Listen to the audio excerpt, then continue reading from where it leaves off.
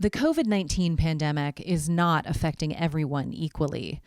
Before coronavirus hit, Metro Atlanta was in the midst of a long period of economic growth, but that growth wasn't playing out the same for everyone, such that even during that supposed boom time, a third of residents spent more than 30% of their income on housing, leaving insufficient funds for groceries, medicine, and other necessities. So what happens when a fragile situation like this hits a pandemic and an economic crisis? Today, we find out. It's a look at exactly how the pandemic has laid bare and aggravated disparities like this in our region. We'll do this by looking at three numbers.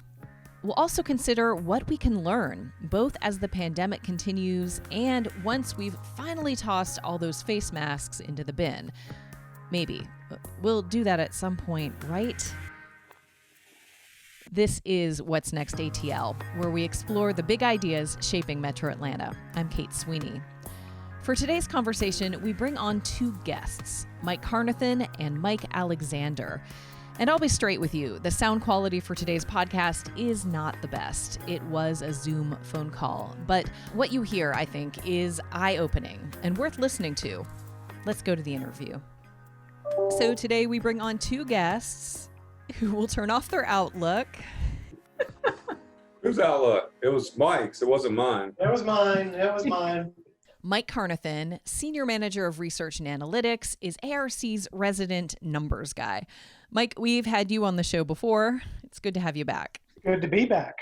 And Mike Alexander, Mike A., Director of ARC's Center for Livable Communities, which is responsible for planning and programs in areas as diverse as transportation to community development to water resources, which, Mike A., makes you a numbers geek too. Is that fair to say? I love the numbers, Kate, and I think you know that as much as anybody. I could not be happier to be here with you today. And we asked you to bring us three numbers that really illustrate how the COVID-19 pandemic really exacerbates existing disparities in our region. Our first number is really about health itself, and that's 5. Mike A., what's that all about? The reality is Black individuals are almost 5 times more likely than whites to be hospitalized with COVID. Similar to that, 60% of African American individuals who responded to ARC's Metro Atlanta Speak survey, which was recently released, reported knowing someone who was diagnosed with COVID. 67% of Latinos reported knowing someone diagnosed with COVID, and that's compared to 55% of white individuals. So I would imagine that there are just a whole set of interconnected factors behind that. Well, one of the more likely reasons is that persons of color are more likely to work in vulnerable industries like food and accommodation, as restaurant jobs, or arts and entertainment. And those industries were particularly hard hit by the COVID pandemic. Another reason is, and this is based on national research, persons of color are also more likely to have comorbidities, what we also call pre-existing conditions. And that in conjunction with COVID makes you sicker and also makes you more likely to be hospitalized from this disease. Yeah, Mike, and I think that speaks to this idea of disparity. If your access to health care is less, if you have more people who don't have health insurance, you're more likely to avoid care as well. So these disparities and these inequities mean it's more likely that someone will get sicker and need more care.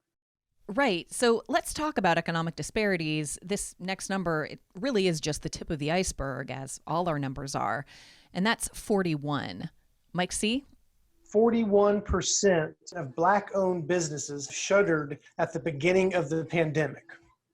Many of these businesses will not reopen. Yeah, Mike, that 41% number is in contrast to the white businesses lost, which that percentage is only 17%. And so the COVID crisis for Black business owners is really an economic tragedy. Right, and in many ways, this is a great depression for Black business owners, not just a recession that's going to snap back quickly. Kate, I'm sorry. Someone needs to say this. I think it's important for context. One of the best ways you're going to build wealth and economic security is through this idea of entrepreneurship in this country and building your own business. That needs to be said. Again, Black businesses are being harder. It's that much harder for them to catch up. Right. So on one side, we do have the business owner side of things, but there is also the experience of the employee. And our Metro Atlanta Speak survey found some results that speak to that. What we found is that, 1 in 4 Metro Atlantans did report being laid off, terminated, or furloughed from their jobs during this pandemic. And that's a significant number. But you'll see that nearly 41% of those laid off were making less than $25,000. So this economy during the pandemic is really affecting low-income workers. Right. Because for many of us, the pandemic has meant, I'm working from home. And that can be a dramatic experience in its own way for many people. But that's actually not the experience of many of us. Right. I mean, this is really showing how the pandemic has been a fundamentally different experience for low-income workers and for persons of color. The final piece of this puzzle that we're going to look at today, at least, the final piece in terms of what we have time for today on the podcast, housing and affordable housing is such a big issue in Metro Atlanta, something we've certainly seen local communities grappling with. And our number that we're looking at is 26.5. 26.5% of households either miss last month's mortgage or rent payment, or have slight or no confidence of paying next month's mortgage or rent.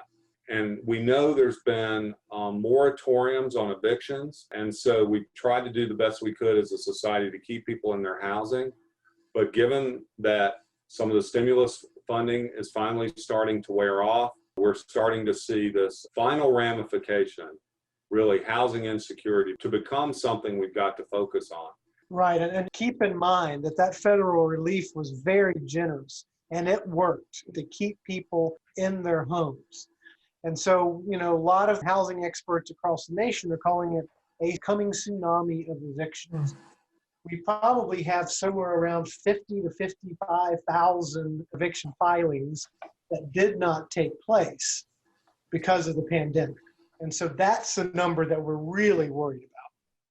Where does this leave us? I mean, at the top of the podcast, we were talking about how Metro Atlanta was, prior to the pandemic, in the midst of a long period of economic growth.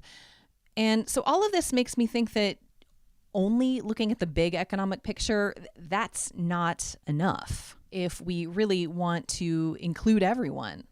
Kate, I know we have been reporting for many years now that economic growth. And we've always highlighted how that growth was occurring. Who is that growth benefiting? Who's really watching their incomes grow up? And for a long time, Mike and I have been talking about the fact that middle wage jobs, we really haven't been adding them in large numbers in Metro Atlanta. We've added high wage jobs, we've added low wage jobs. But this crisis has really illuminated the economic weakness of that long period of growth, that these disparities were already there, that we were fragile. We know we're very much in a period of triage still. And when we start to pull out of this economic crisis, we've got to be focused on making sure that everyone benefits from economic growth and that we'll all be stronger as a result. And if these storms come again, which they will, we'll be better prepared. Mike Alexander, Mike Carnathan, thank you so much for joining us today. Thank you. Hey, thank you, Kate. Health, jobs, housing, all areas that demonstrate solidly how the region's challenges with inequity began long before COVID-19 emerged. So what's next? How can we make a difference? I want to let you know that we've got you. Go to our website for places to plug in on efforts looking to make a difference on housing, transportation, and other issues that tie so closely into equity in Metro Atlanta. All that, plus references for this episode, that's at what'snextatl.org/podcast. And if you're enjoying What's Next ATL, please share us with friends. Meantime, take care and stay safe. See ya.